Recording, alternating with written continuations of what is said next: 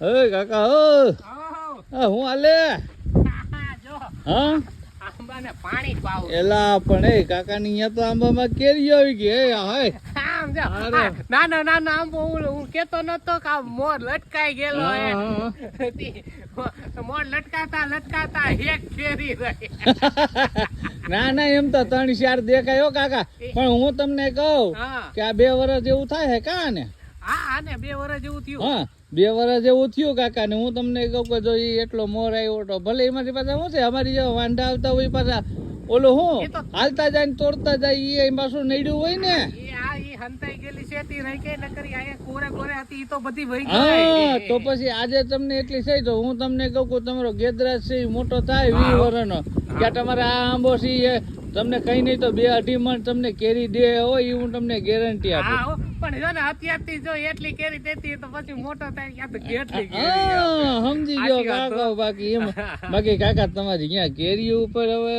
પણ હું નહીં હતું કાકા હમણાં ગેદરાજ ની વેકેશન પડશે એટલે આવશે ને ઈ તોડી નાખશે એ ભલે તોડી નાખતો પણ એને એમ થાય ને કે મારા કાકા એમ કે રાખ્યું મારી હાટું એમ એને એમ થાય કે મારા કાકા એ મારી હાટું આંબો વસાવી નાખ્યો એમાં 5 કેરીઓ છે ચાલો હું ખાવ ભલે ને ખાત તો આપણો જ દીકરો છે ને એમાં હું વાંધો નવાણું વીઘા એની જ છે મને કોઈ દેવાના નથી એટલે કાકા આમાં માથા ભટકાવ થઈ જાય હું તમને કહું ને વાવણી પેલા છે ને આપણે કાકી ગમે ત્યાંથી આ સૈતર પૂરો થયો ને વૈશાખ બેઠો એટલે તમારું ગોઠવી નાખવું ગમે અહીંયાથી ઓડી ગોતી એટલે ઓડી જ ગોતી આવવાની છે ટેન્શન લેવાનું નથી એવું છે ને ફાઈનલ તો એ તારી ઉપર રાખ્યો તું ગજ્જા હાહી